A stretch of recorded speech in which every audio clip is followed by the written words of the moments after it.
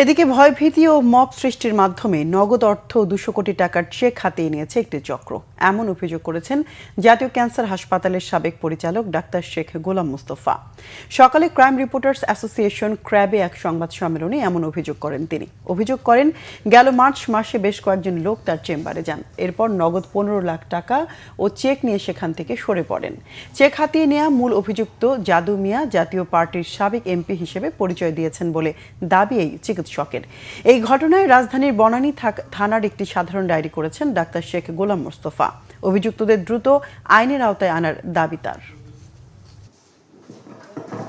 2025 সালের 10ই মার্চ বিকালে আরিফুল ইসলাম, ইমদাদ, এইচ সিদ্দিকী, মুক্তার, সবুজ, নাসির চৌধুরী, রায়হান কাউসার, আবুল কালাম সহ বেশ কয়েকজন আমার চেম্বারে আসেন।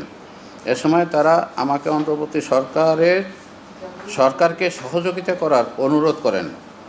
তারা আমাকে বলেন, আপনি ইতিপূর্বে যেহেতু ওএসডি ছিলেন, তাই আপনাকে আমরা চাই ভালো কাজের সুযোগ নিয়ে দিতে।